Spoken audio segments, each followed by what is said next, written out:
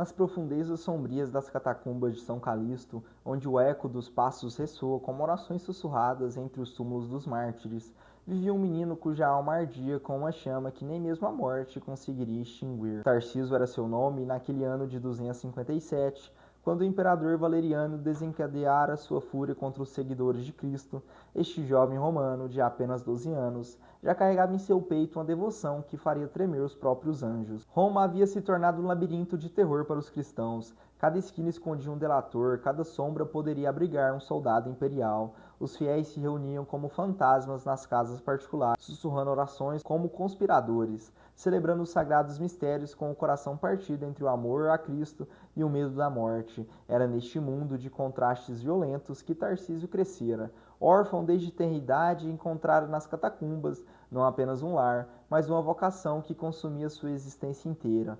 Como acólito, serviu ao altar com a devoção que impressionava até mesmo os sacerdotes mais experientes.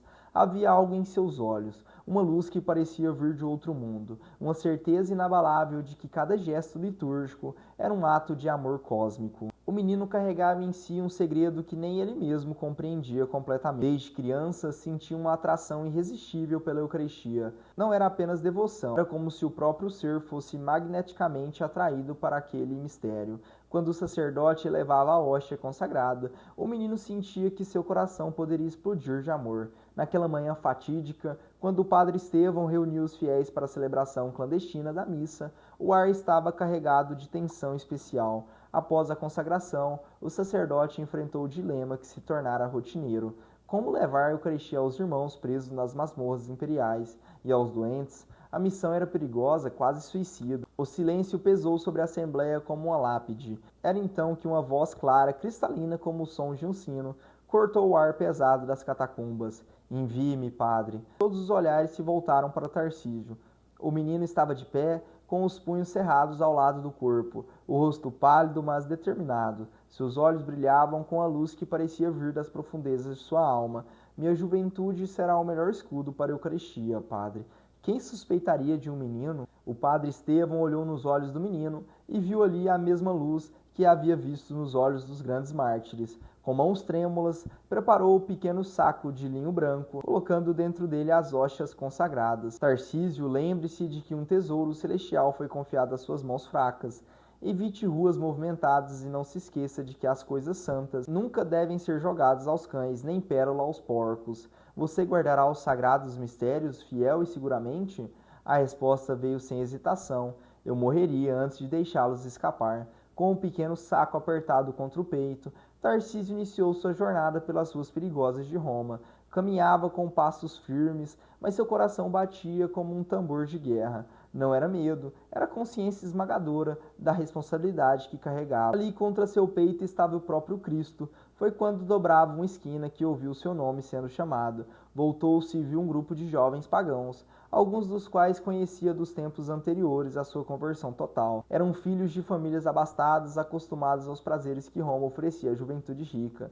Tarcísio, onde você tem se metido? Gritou Marco, um rapaz robusto. O menino cristão sentiu o sangue gelar. Instintivamente apertou mais forte o saco contra o peito. Tentou sorrir, mas sua expressão traiu a ansiedade. Estou com pressa, preciso chegar em casa antes de anoitecer. Mas os jovens se aproximaram, cercando-o com curiosidade cruel. Havia algo diferente em Tarcísio, que despertava suspeita. Que pressa é essa? E o que é isso que você está escondendo aí? Insistiu Lúcio, um jovem de olhos frios. Tarcísio recuou, mas já era tarde. Os jovens haviam percebido que ele protegia algo contra o peito com um cuidado desesperado. Mostre o que você tem aí, exigiu Marco. Não é nada, apenas alguns pergaminhos, gaguejou Tarcísio, mas sua voz traiu o desespero. Foi então que Lúcio fez a pergunta fatal. Você não é um daqueles cristãos nojentos, é? O silêncio foi ensurdecedor. Tarcísio sentiu que o mundo parava de girar. E ali estava o momento da verdade, o instante em que teria que escolher entre a vida e a fidelidade. Seus olhos se encontraram com os de Lúcio, e naquele olhar o jovem pagão viu a confirmação que procurava. Ele é um cristão, gritou Marco. Imediatamente se lançaram sobre Tarcísio. O que se seguiu foi uma luta desesperada e desigual. Tarcísio tentava proteger o saco sagrado, enquanto punhos e pés choviam sobre o seu corpo. Cada golpe era agonia, mas a dor física era nada comparado ao terror de que pudessem arrancar dele a Eucaristia.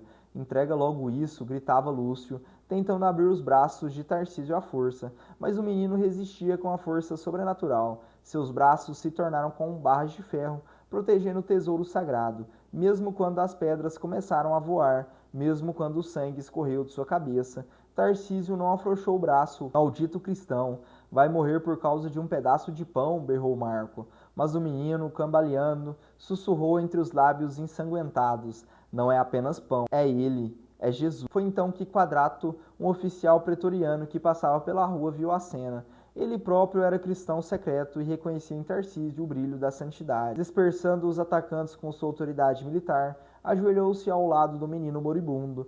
Tarcísio ainda respirava, mas seus olhos já contemplavam algo que os outros não podiam ver. Suas mãos continuavam apertadas contra o peito, protegendo até o último suspiro o tesouro que lhe havia sido confiado. Quando chegaram às catacumbas, quando o padre Estevão se ajoelhou ao lado do pequeno mártir, descobriu algo que os deixou sem palavras. O saco de linho ainda estava ali, mas quando o abriram, estava vazio. As hóstias consagradas haviam desaparecido. Foi então que compreenderam o mistério. A Eucaristia não havia sido profanada nem perdida. Ela havia se tornado uma só carne com aquele menino, que o amara mais que a própria vida. Tarcísio morrera, mas em sua morte havia se consumado a união mais perfeita entre o humano e o divino. Nas catacumbas de São Calixto, onde foi sepultado, o Papa Damaso mandou gravar uma inscrição. Ali jazia aquele que preferiu morrer a entregar aos cães raivosos e às partículas celestes do corpo de Cristo. E até hoje, quando os acólitos do mundo inteiro se aproximam do altar, carregam consigo a lembrança de Tarcísio, o menino que provou que não há amor maior do que dar a vida por aquilo em que se acredita. Assim viveu e morreu São Tarcísio, o proto-mártir da Eucaristia, cuja história continua a ecoar através dos séculos, como testemunho eterno de que a fé verdadeira não conhece limites de idade e que o amor a Cristo pode transformar até mesmo uma criança em gigante espiritual, capaz de enfrentar a própria morte com serenidade e coragem. Que São Tarcísio rogue por nós. Em nome do Pai, do Filho e do Espírito Santo. Amém.